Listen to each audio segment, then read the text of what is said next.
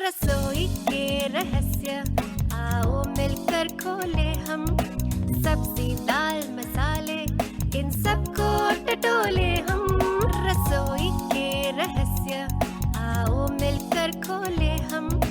सब्जी दाल मसाले इन सबको टटोले हम। रसोई के रहस्य आओ मिलकर खोले हम। रसोई के रहस्य आओ मिलकर खोले हम। रसोई के रहस्य के लिसनर्स कंट्रीब्यूशन के इस नए एपिसोड में आप सबका स्वागत है। वीना मेहता वर्मा हमारी इस हफ्ते की लिसनर एक्सपर्ट हमको अपनी किचन में किस तरह के बर्तन चुनने हैं और क्यों चुनने हैं, इन सब बातों के बारे में बहुत ध्यान से सोच समझ के ये डिटेल्स हमारे साथ शेयर करेंगी। तो आइए सुने इनसे और जाने ये क्या कहती हैं और क्यों। हेलो फ्रेंड्स, मैं वीना मेहता वर्मा दिल्ली से। आज मैं आपके साथ selection of utensils as a visually impaired पे अपना एक्सपीरियंस शेयर करना चाहूंगी। फ्रेंड्स, जब भी हम खाना बनाना शुरू करते हैं, चाहे हम विजुअली इम्पेयर्ड है या कोई साइटेड भी है, सबसे पहले हमारे दिमाग में एक सवाल होता है कि हमारे यूटेंसिल्स किस तरह के हों। जो भी हम डिश बनाना चाहते हैं उसके साथ कौन से बर्तन और किस तरह के बर्तन जाएंगे। और जब विजुअली इम्पेयर्ड की बात करें तो हमारे मन में और तरह के भी कंसर्न्स होते हैं, जैसे एक्सेसिबल हो और हमारे लिए सेफ हो और हम उसको आसानी से जो भी हम डिश बना रहे हैं उसको हम हैंडल कर सकते हैं। जब से मैंने खाना बनाना शुरू करने की इच्छा ही की थी, तब सबसे पहले मेरे दिमाग में यही सवाल आए थे कि कौन से बर्तन मैं यूज करूं जो मैं आसानी से उसको हैंडल कर पाऊं। मैंने अपने घर में या आसपास लोगों को देखा था, बर्तन उनका जैसा भी होता था उसको हैंडल करने का तरीका जो था बहुत सेफ नहीं था। हाँ, अगर वो साइटेड है तो वो उनसे फिर भी हो पाता है। वो जनरली कपड़ा यूज करते थे अपने बर्तनों को एक जगह से दूसरी जगह हटाने के लिए, गैस पे चढ़ाने और उतारने के लिए। और कई बार ये भी सुनने में आया था, देखा था कि वो जो भी कपड़ा यूज करते थे कभी न कभी वो आग पकड़ लेता था। मेरी मम्मी के साथ भी बहुत बार ऐसा हुआ था। तो मुझे ये चीज बिल्कुल अच्छी नहीं लगती थी या सेफ नहीं लगती थी। तो तब से मेरे दिमाग में था कि जब भी मैं अपने आप से खाना बनाऊंगी, मैं ऐसे बर्तन यूज करूंगी जो एकदम आसानी से हैंडल हो सके और कपड़ा एकदम ना के बराबर यूज करूं मैं आग के साथ। जब कभी मैं कुकिंग सिखाती हूँ या लोगों से बातचीत करती हूँ या लोगों के मेरे पास सवाल आते हैं, तो इन सब बातों को ध्यान में रखते हुए एक टाइम में सबसे बात की, चाहे विजुअली इम्पेयर्ड थे या साइटेड लोग थे, कि साइटेड लोगों को किस तरह के बर्तन कंफर्टेबल लगते हैं या वो किस तरीके से हैंडल करते हैं और विजुअली इम्पेयर्ड लोगों को किस तरह के इश्यूज आते हैं। इन सब सवालों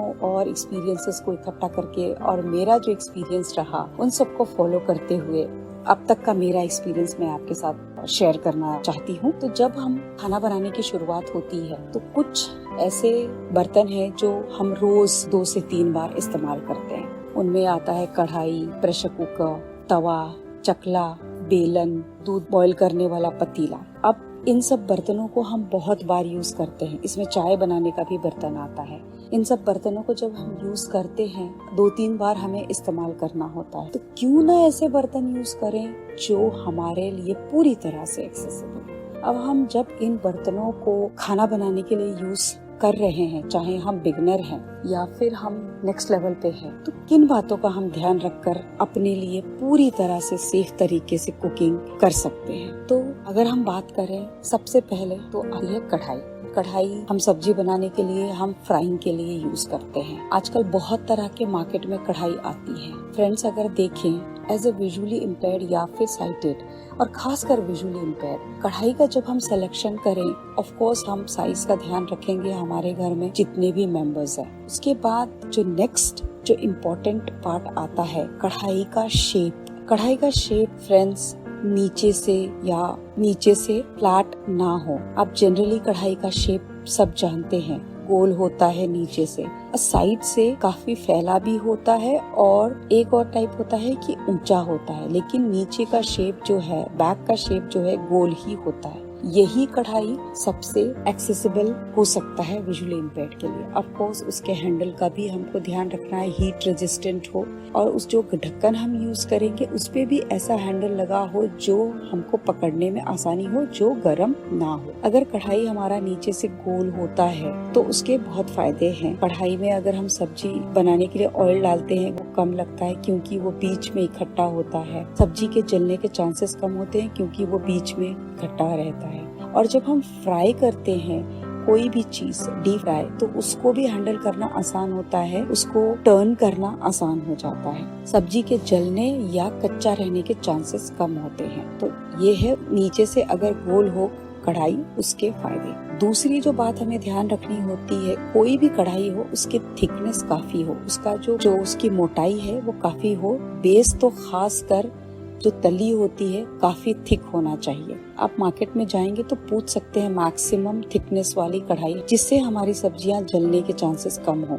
और हम तो जनरली हम साइटेड के कंपैरिजन में थोड़े स्लो तो हैं और हमें सिम पे ही काम करना होता है। हम में से बहुत लोग सिम पे काम करना सेफ और कंफर्टेबल फील करते हैं कुकिंग करते वक्त। फिर आती है तवे की बात। तवा हम दो तरह का यूज करते हैं। हम चीला और डोसा बनाने के लिए एक तवा यूज करते हैं जो कि जनरली फ्लैट होता है। दूसरा हम रोटी बनाने के लिए यूज करते हैं जो कि हल्का सा बीच में से गड्ढा होता है। इन सब की भी थिकनेस का हम ध्यान रखेंगे, काफी थिक हो। जनरली हम 4 से 5 mm की जो थिकनेस होती है वो अगर हम यूज करेंगे तो काफी ठीक रहता है। उसका हैंडल हीट रेजिस्टेंट हो या लकड़ी का या फिर प्लास्टिक का हो। चाहे आप कोई सा भी तवा यूज करें, लोहे का यूज करें, कास्ट आयरन का यूज करें, ब्लैक आयरन का यूज करें, नॉन स्टिक यूज करें, कोई सा भी तवा यूज करें, हमें इन बात का ध्यान रखना होगा।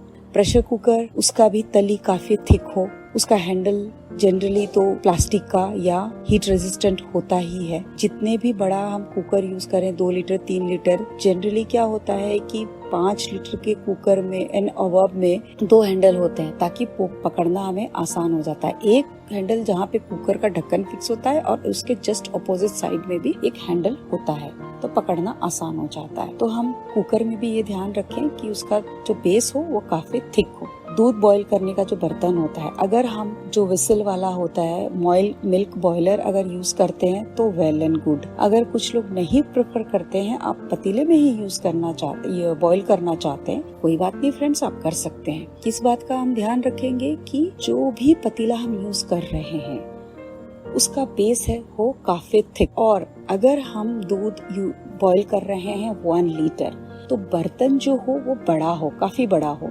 लगभग कोशिश करें डबल साइज का हो। अगर 1 लीटर का दूध यूज कर रहे हैं बॉईल करने के लिए तो लगभग 2 से 2.5 लीटर का बर्तन हो जिसमें हम बॉईल करें। और फैला हुआ बर्तन ना हो, ऊंचा हो, उसका साइज जो है वो ऊंचा हो, तो उसमें गिरने के चांसेस कम होते हैं। नेक्स्ट बात आती है चाय के बर्तन की, जो हम सब की एक फेवरेट ड्रिंक है। चाय का बर्तन भी फ्रेंड्स जो है उसका हैंडल हीट रेजिस्टेंट हो, प्लास्टिक हो, लकड़ी हो और बेस उसका थिक हो। फिर जब चाय हमारी बन गई, चाय की छन्नी कैसी हो। बहुत सारे घरों में मेरी मम्मी को तो एटलीस्ट मैंने देखा कि वो ना बड़ा छन्ना यूज करती थी टेढ़ा करके, कप के साथ लगा के। पर फ्रेंड्स हमारे लिए ये बिल्कुल भी एक्सेसिबल नहीं है। तो हम क्या करेंगे कि चाय की छन्नी बहुत साइजेस की अवेलेबल होती है मार्केट में, और आप कोशिश करें कि एक डबल छन्नी वाली आती है, एक सिंगल छन्नी वाली। तो सिंगल छन्नी वाली चाय की छन्नी हम यूज करें।